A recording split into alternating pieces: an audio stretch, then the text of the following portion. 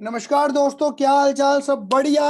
बाबा जी का दरबार सज चुका है और मनोकामना मांग लीजिए। हाँ जी, देखिए क्या लिखा है।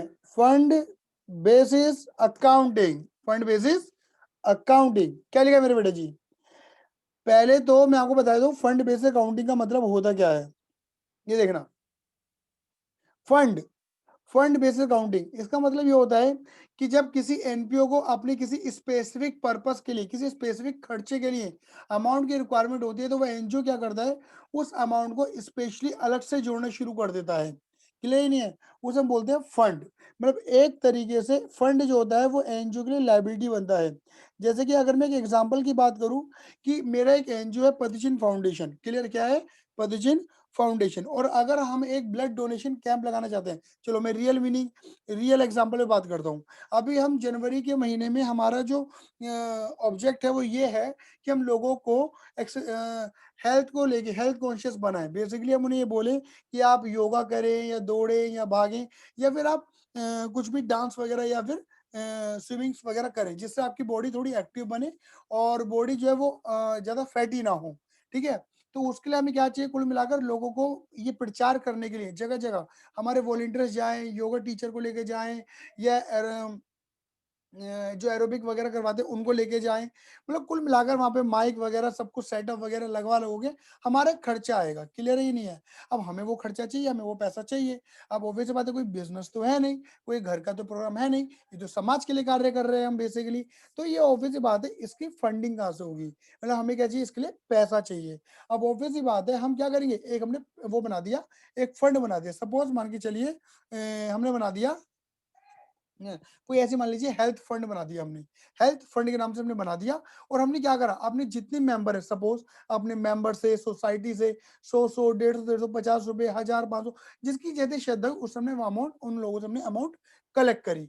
ये कह के कलेक्ट करी कि हम कुछ अच्छा करेंगे। दैट मीन्स वो हमारी क्या हो गई, एक लाइबिलिटी हो गई।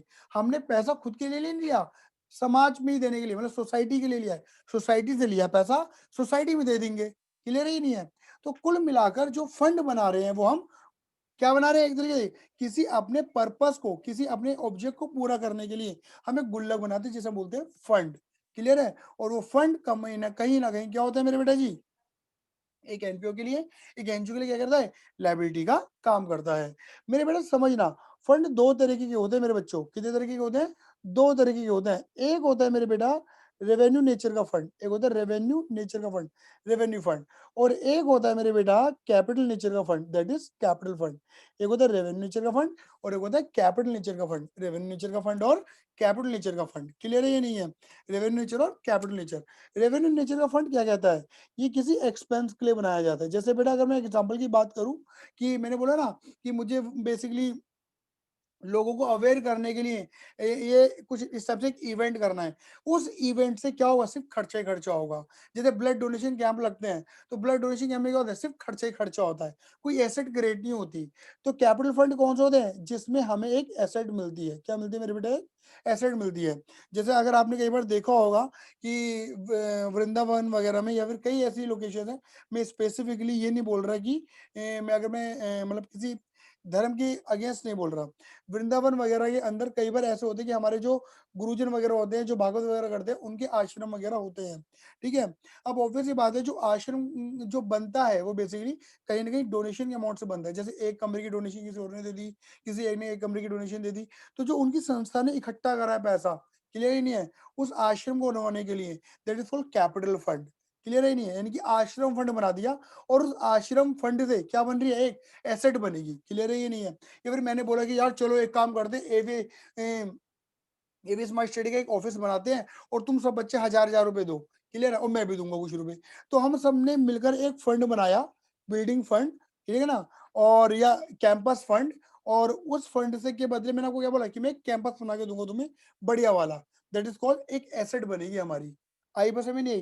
तो रेवेन्यू फंड जो बनते हैं, किसी खर्चे वाले पर्पस को पूरा करने के लिए बनाए जाते हैं। और कैपिटल फंड जो बनते हैं, किसी एसेट को क्रिएट करने के लिए बनाए जाते हैं।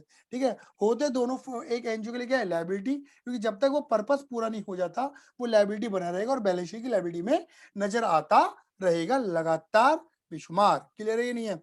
चलिए करना कुछ नहीं है मेरे बेटा जी, बस एक बार समझ लेना मेरे बेटा।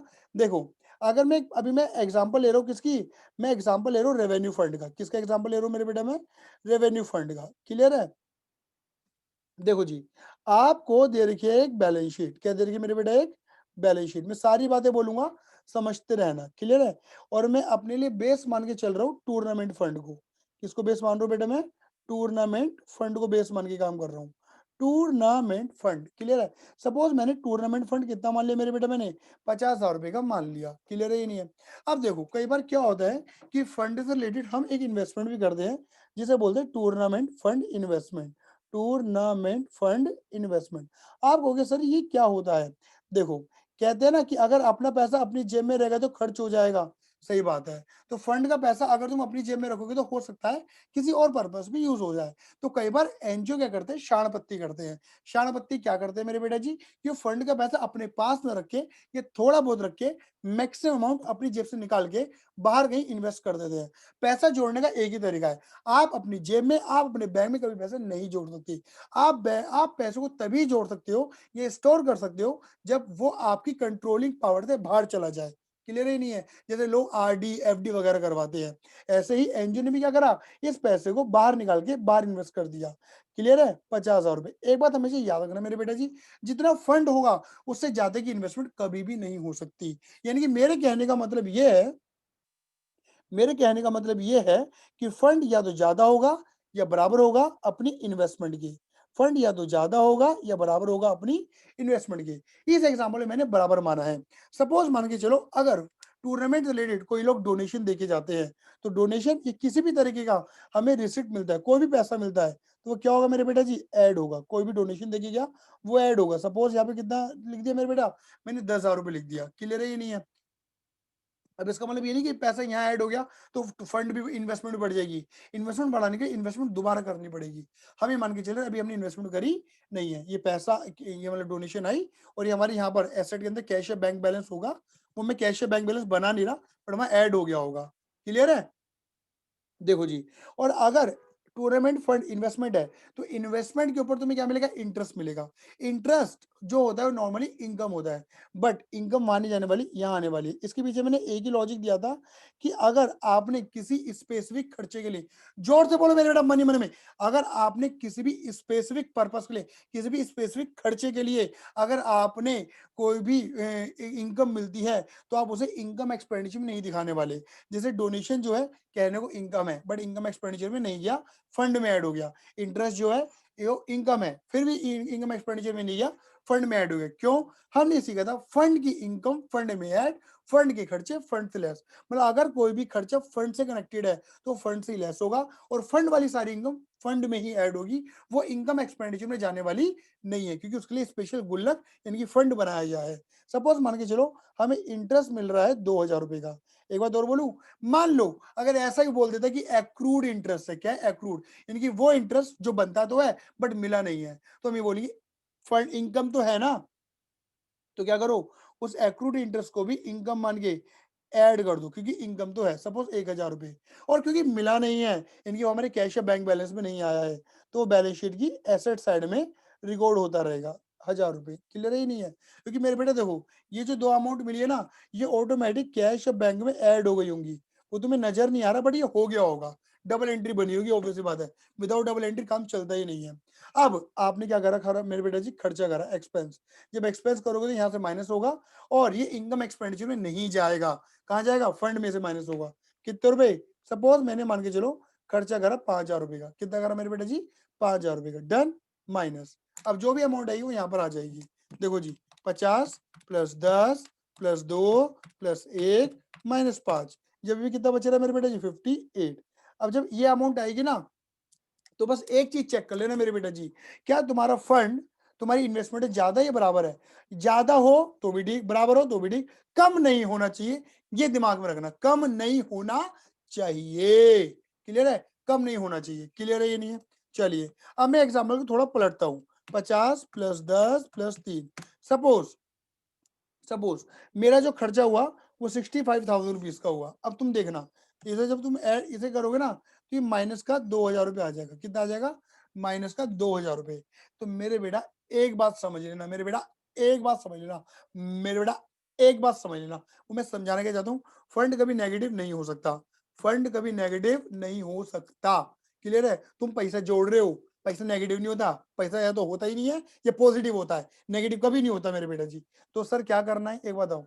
देखो मेरे बेटा, आप इतना दिमाग लगाओ, आप ये समझ के चलो, क्वेश्चन में अगर कोई इन्फॉर्मेशन ही गिवन नहीं है, तो आपको तो पता है ना, ये 50,000 तो बाहर ही पड़े हुए हैं।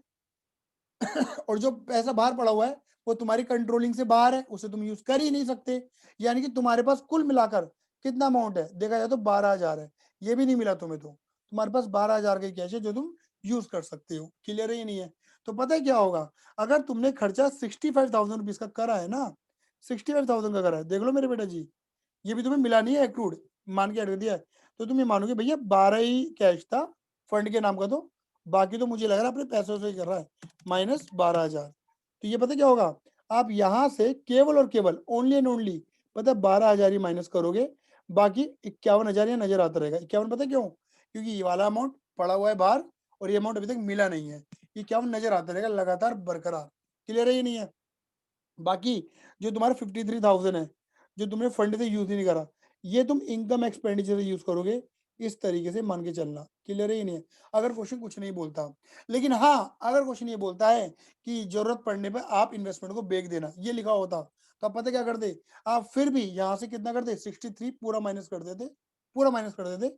ठीक है ना? बचे तो 2,000, क्योंकि ऑब्वियसली बात है, दिमाग लगाना, आपका जो फंड है 50 प्लस 10 प्लस 2 प्लस 1, आपके पास जो फंड है वो कितना है, 63,000 का है, तो जितना फंड है उतना ही यूज करोगे, बाकी जो 2,000 रुपए एक्स्ट्रा है 65 में से 63 यूज करोगे, ये मान के कि आपने इन्वेस्टमेंट बेच दिया है, फिर बैलेंस शीट में इन्वेस्टमेंट रिपीट नहीं होगी, क्योंकि हमने बेच दिया, खत्म कर दिया, ये भी खत्म कर दिया, ये भी खत्म कर दिया, पूरा फंड हमारा जीरो हो चुका है, और बच्चा बेटा क्या हमारा 2,000 रुपए, वो हमारा कहाँ जाएगा, इनकम एंड एक्सपेंडिचर में।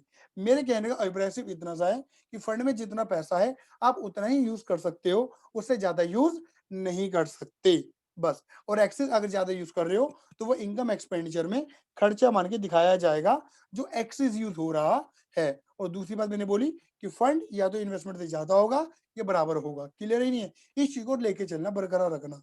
ठीक है जी?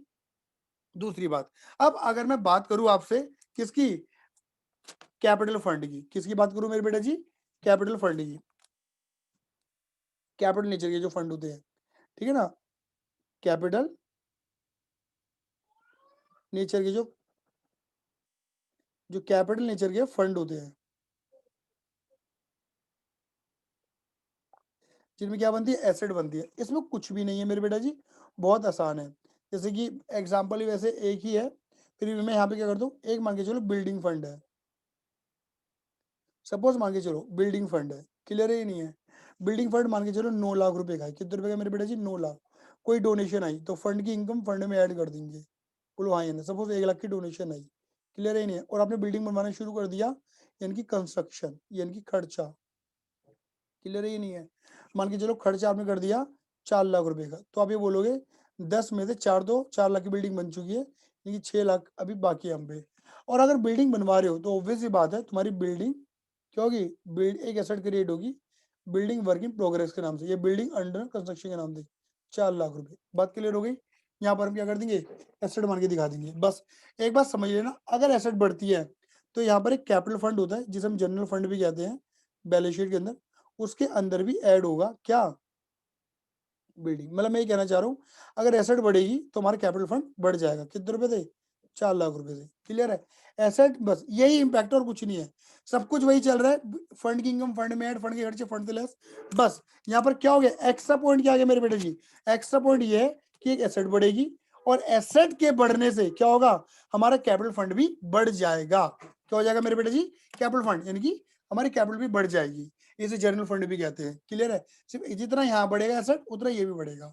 क्लियर है? बाकी इनका कैश या बैंक पे क्या इंपैक्ट पड़ रहा है उसकी बात आपको बतानी नहीं है, पैसा आएगा तो ऐड करेंगे, जाएगा, जैसे डोनेशन आई होगी तो ऐड करेंगे, कंसेशन करोगे तो यहाँ से लेस कर देंगे, बस ये बवाल मचेगा और बाकी कोई बवाल नहीं मचेगा। अगर इसी कॉन्सेप्ट को डीप में पढ़ना है तो मैंने डिस्क्रिप्शन के अंदर पूरा लिंक डाला हुआ है, आप जाके पूरे इस कॉन्सेप्ट को डीप में पढ़ सकते हैं। मैंने बकायदा हर चीज को बताया है, पूरा परफेक्टली बताया है। अभी तो मैंने आपको एग्जाम ओरिएंटेड ही पढ़ाया है, रफ्तार रैपिड फायर राउंड के अंतर्गत। फिर भी कोई दिक्कत परेशानी हो तो 9953247751 पे आप मुझे व्हाट्सएप करें। आज के धन्यवाद। Tata bye bye, see you, love you, जय हिंद, जय भारत।